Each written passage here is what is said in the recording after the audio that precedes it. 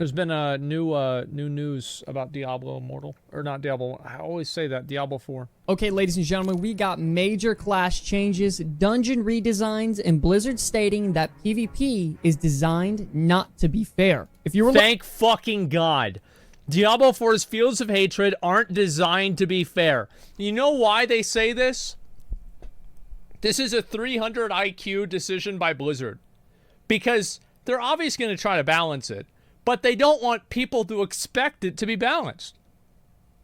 It's like, again, if you want to play a fair PvP game, play a PvP game. Stop trying to play a PvE game and then wanting the PvP to be just perfect. It's not going to happen. It's never going to happen. It never has happened. looking to have a relaxing Saturday, guess again, because Blizzard is coming in hot to make a statement with this news this weekend. By the way, if you're interested in earning a free copy of Diablo 4, the Comeback Kids are doing a giveaway, so make sure you stick around until the end of the video to earn a free copy for yourself. Now, with the recent announcement of new story and progress coming every single season with Diablo 4, a lot of people have had many questions about the Battle Pass. Now, if you don't know, the Battle Pass is going to have a free and paid option. With the players opting not to pay, they will receive less content. The price of Diablo 4's Battle Pass is confirmed to be $10, and even though the standard edition of the game is $70, the Battle Pass is not included. But if you're buying the Digital Deluxe Edition or the Ultimate Edition... A $10 Battle Pass is pretty fucking cheap. Like, most games have like a $20 or $25 Battle Pass. The Battle Pass will be included in those game versions. Now, the exact details of what's included in the Battle Pass, like specific items and bonuses, haven't been shared with us yet. Based on information shared from developers, we can expect the following items. Cosmetics, which will just customize the look of your in-game character to your choosing. Premium currency, which you can then use to spend on cosmetic items or even save to buy in the next season's Battle Pass. And season boosts, which you can use to accelerate the rate at which your character gains XP and potentially other sources. The game's director, Joe Piapiora, also announced that the Battle Pass is going to take roughly 80 hours to complete in total. That being combined with the 80-ish hours it takes to reach... I think that, so there's two different Battle Passes. This is what Blizzard has said in the past. So they said that all of the boosts and all of the, like there will be a free Battle Pass that will provide tangible benefits to your character. But there will not be a premium Battle Pass that provides tangible benefits to your character. That's what they've said.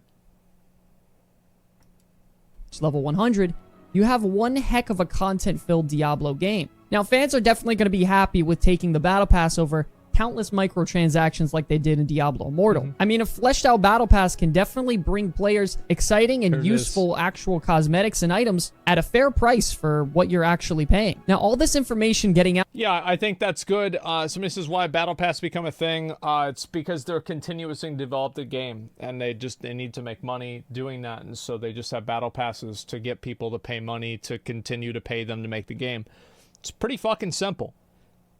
I don't know. I think that's like that's it. It's not an excuse.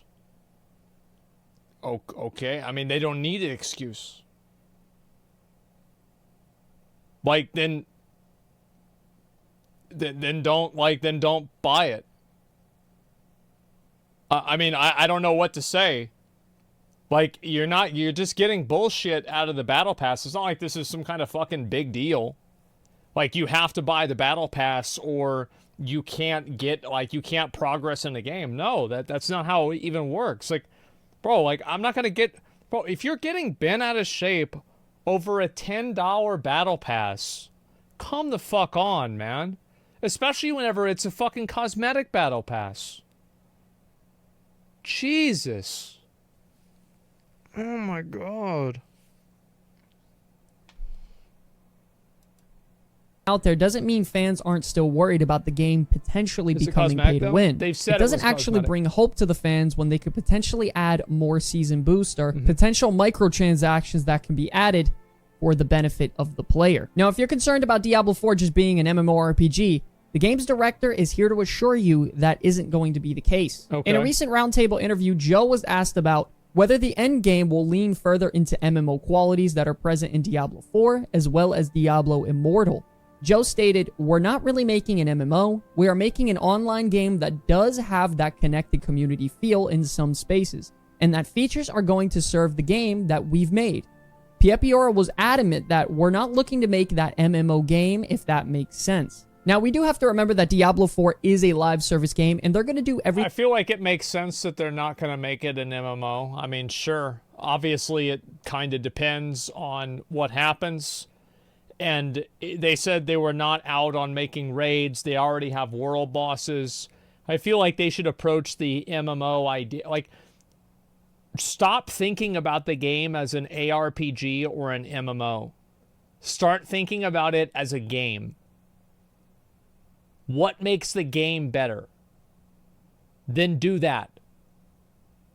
Like, stop trying to attach labels onto things and then be like, oh, well, this thing doesn't, it doesn't fit with this label that doesn't even have a dictionary definition, but everybody has a different idea of what it is. Like, we have to make sure that, you know, it's different and, you know, it doesn't do these things. Like, yeah, stop putting shit in a box, man. It's so annoying. MMO made the unbearable Immortal playable, though. I think the MMO aspects of Diablo Immortal were the best thing about the game. Those tacked on MMO features don't make the game better, true. I think that the MMO features that Diablo 4 had does make the game better. The world bosses, being able to see other players in town, and like having chat channels where you see other people when you cooperate with them out in the world, I absolutely think that improves the game and makes it better. In their power to keep players playing, which is most likely them just going to be following the ARPG formula, which is catering to the season style of play, as well as bringing super fun, engaging gameplay in a hack and slash style like Diablo 4 as an ARPG. Moving on to other news, if you're a big PvP fan, it's time to listen up because the Fields of Hatred are not going to be designed to be fair. Thank God. Now, Diablo 4's PvP activity is the Fields of Hatred, which allows players to enter zone in a free-for-all like format to battle monsters as well as other players and compete to get shards to then use on getting gear. Joe stated that the PvP endgame activity does have systems in place to ensure relative equality, but make no mistake, it's not designed to be fair. Thank fucking God. Thank God that we're not going to have these people, these, you know, fucking pseudo-professional PvPers, etc. God damn. Yeah, if you're playing Diablo 4 for the PvP,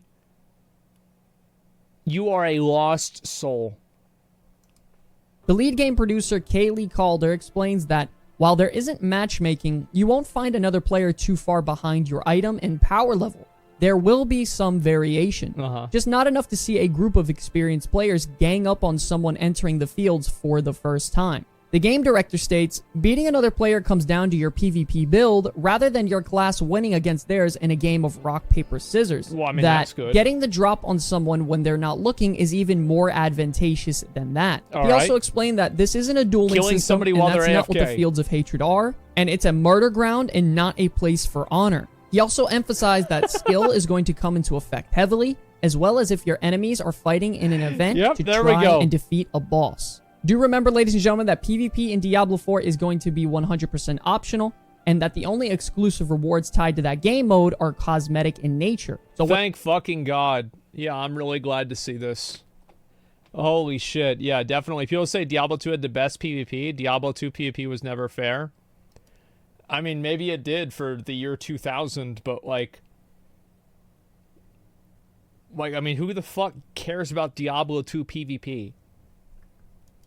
When it comes to Diablo 4 PvP, grab your friends and get ready to fight dirty, because in the Fields of Hatred, it's not going to be a solo experience. Yeah. Okay, now moving on to today's big headline. There have been massive changes all across Diablo 4, and we got the first official look at it. There are big class changes with buffs and nerfs coming in, dungeon redesigns, UI redesigns, as well as boss encounters being changed, and even sellers being tuned up as well. The developers actually reviewed data from the... Wow. So they're actually just doing everything that they're supposed to do. Well, that's convenient. Great. That's what I was hoping would happen.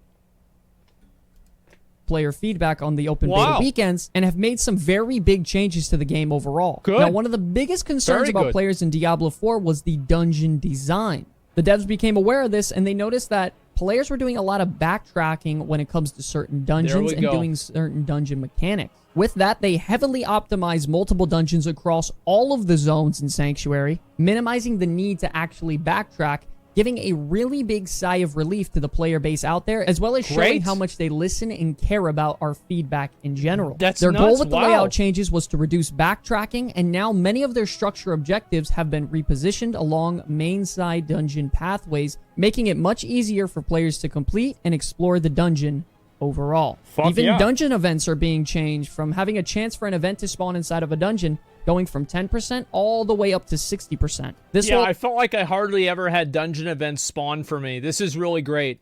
Allow players a much greater chance at having random encounters applied to their dungeon, giving them more opportunity at loot and experiencing something brand new they've never seen before. Even more changes include reducing the time it takes to complete objectives, having smaller numbers of straggling monsters to help complete the kill all monster objectives, giving bonus movement speed while you carry objectives, and generating mini-map pings when doors are opened. Let me read all these. Sorry, I'll just explain it. To reduce the need to backtrack, small number of straggling monsters will seek out the player to help complete the kill all monsters objective. Okay, that's great. When the animus is gathered, the player and nearby allies will gain 10 resource and reduce all cooldowns by 1 second. So, okay. That's really good. Depositing animus channel time was reduced from 3 to 0 seconds. All right. The time to rescue was reduced from 3 to 1.5. All rescue objectives now drop a health potion upon completion. While carrying an ancient statue or any of these, you will receive a momentum bonus granting 25% movement speed increase. So you actually, look at this. See, this is actually smart because now you actually feel good about picking up the items because they know that they'll make you run faster.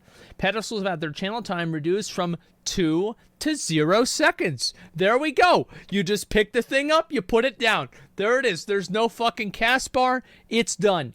Returning a portable object to its pedestal now fully restores health, restores, and potions, and resets CDs for nearby players. So that way you don't have to wait for your CDs to come up before you fight the boss that you opened the door for. What the fuck? All doors now generate a minimap ping whenever they are opened. Okay. All structure objectives and dungeons now have additional combat mechanics players must overcome. This is what the fuck? What is this? I was not expecting these changes before Season 1. Yeah. They're actually changing the game based off of feedback from the players. What the fuck? What is this? This is crazy. Objectives and generating mini-map pings when doors are opened. They're hoping these changes will help streamline and vary the experience of completing objectives, and that this is just the starting point, and they intend to extend this philosophy and game-changing aspect into future updates.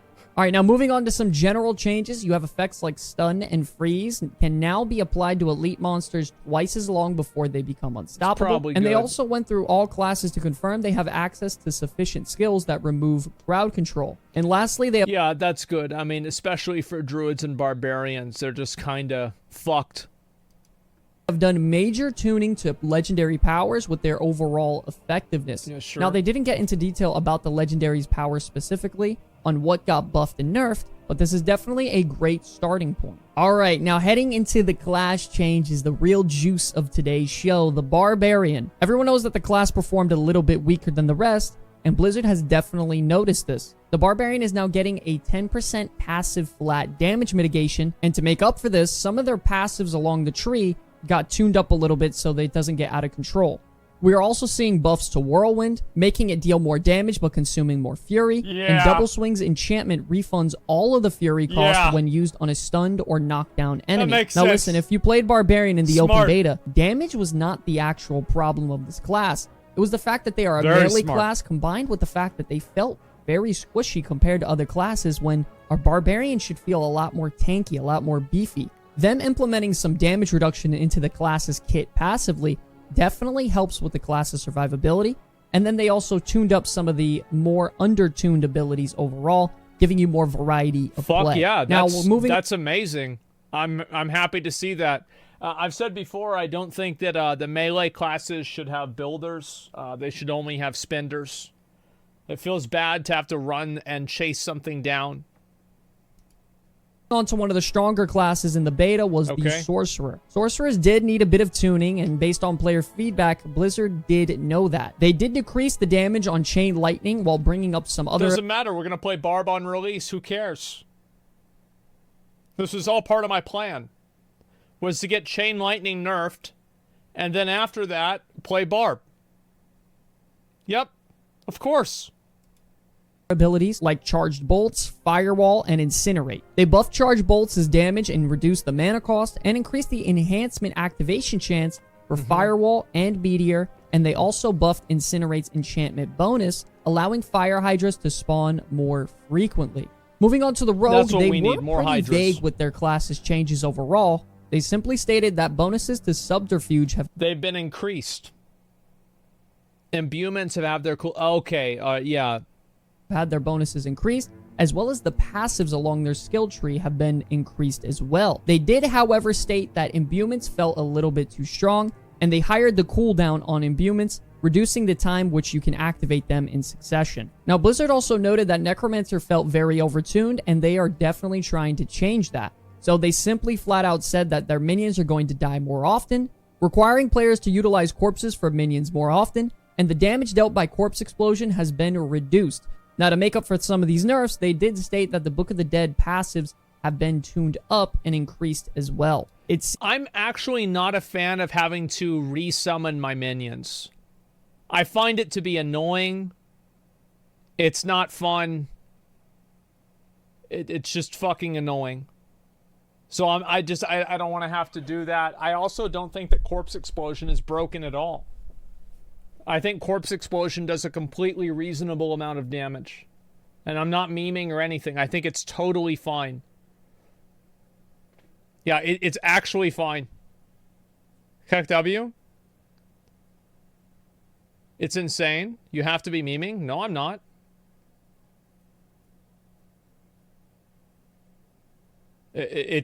No. It full clears every half second. You think that because you don't understand the way the game works. And I understand that, and I'm going to explain it to you. So the reason why it was really OP is because you had automatic corpse detonation. And not only did you have automatic corpse detonation, you also had automatic corpse generation. Now, every single corpse explosion that you would do, naturally, you would have to cast onto that corpse and explode the corpse. Manual self-cast corpse explosion was totally fine for damage.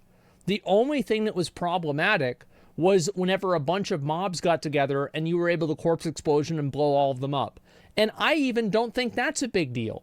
I think that's cool. Because you're not going to be able to do that at high levels because it doesn't scale that high with damage. And then you can't do it with bosses because there's no fucking corpses everywhere. And also, every class does something to blow up big groups of mobs. Why are we nerfing this, but not all of the other classes, same functionality? You're not factoring in the endgame build. Well, how do we know, like, how do we know that? Yeah, probably because it was automated. The reason why Necromancer was overpowered is because of the legendary combinations. And it's because it could literally be immune to damage. What endgame build? Yeah, how do we know what they're balancing for endgame? We have no idea. Seems like the Druid is definitely going to get the biggest changes out of all the classes so far, buffing their companion damage across the board by a very big amount, and the cooldowns on all their ultimate skills actually being reduced. On top of 18 damage, boys. 18 damage. All right. it, they also included some usability improvements Yep, there on we Maul go. and Pulverize. The developer stated that the goal of the changes is to make sure class skills feel impactful and powerful. They noticed that some classes were too powerful, and they've made changes to that. Launch is just the first step of our class balance journey, and you can expect further updates that iterate on this pillar further. To help melee classes even more, they reevaluated some bosses for melee character difficulty, resulting in changes to attacks and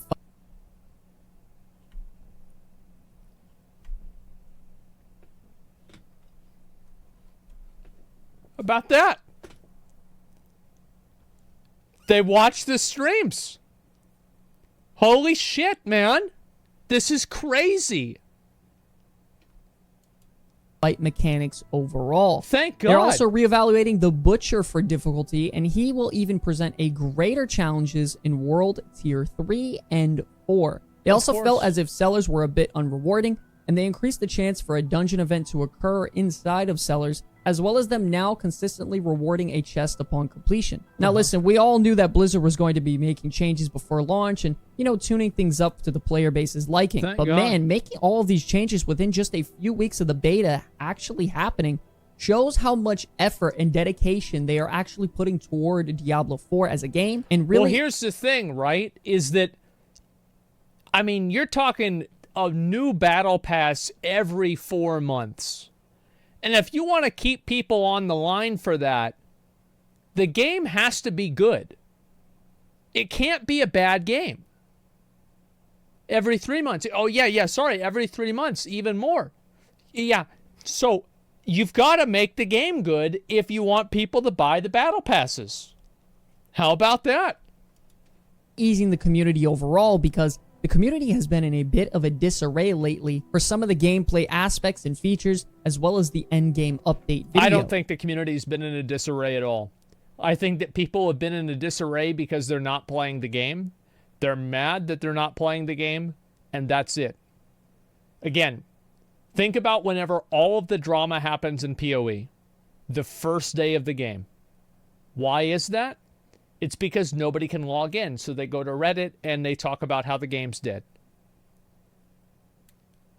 I firmly believe that 9 out of 10 PoE dramas would have never happened if the servers were up.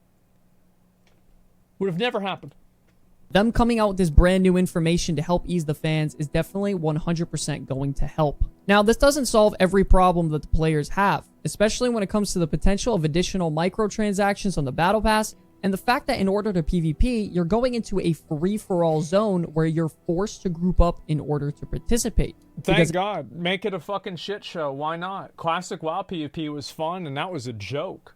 So just make it fun, and who cares? Like, you want to make sure that obviously things aren't completely broken. People just don't have a chance. But other than that, yeah, just make it fun. So yeah, nobody's forcing you to PvP. Exactly. It's just that fucking simple. Infrastructure can update the game within short time frames, so it's a good sign that they can make all these changes in a timely manner. Yeah, I mean, this is great. I mean, I'm really happy to see this. Everything is... Why forcing a group, though? That's PvP. It is what it is. If you don't, you will simply just be outnumbered and lose. Yeah. We're still very hopeful that they will implement additional game modes and options post-launch, and they did announce that already more things are coming. Don't forget, ladies and gentlemen, if you're interested in earning a free Diablo 4 game copy, click the link in the bio to learn more information on how to win that. But okay, ladies and gentlemen, that's going to be all for the news today on Diablo 4. It's a very big week. I want to thank you all so much for watching, and I appreciate all the love and support. It is an absolute pleasure to be making content for you all. And until the very end, my name's Sky from the Comeback Kids, and I'll see you all in the next one. Hey! This is good. It's actually crazy. It's so crazy to me that they're just making changes that make the game better.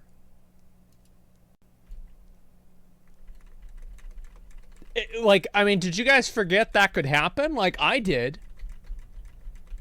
I was like, what the fuck is this? Rare Blizzard W. I mean, to be fair, they've had a lot of W's recently. They're doing all right. This is great. Yeah, I'm going to give this video a like. Yeah, these guys are great. I've watched a couple of their videos about, I think it was Diablo 4 as well. And, yeah, I'm really happy to see these.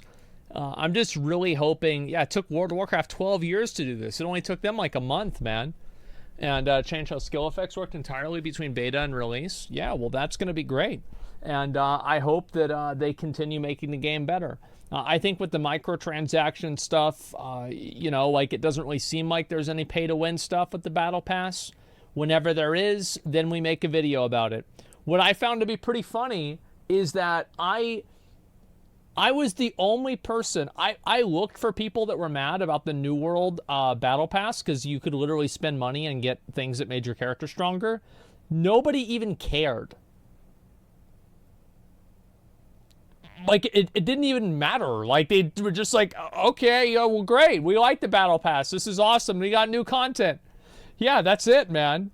The bar is that low. Yeah, I mean, fuck, because it's dead? No, I mean, there were people talking about it. They just weren't talking about it being pay to win. Yeah, that's it. No, does it matter? Yeah, nobody gives a fuck about it. So they're like, oh, it's pay to win? Yeah, of course it is. It is what it is, right, guys? That's too bad. So let's see here. It's relevant for endgame players. That's probably true, too. I do really hope that Diablo 4 continues in this direction. I'm really happy to see this, and hopefully it continues. We'll have to wait and see.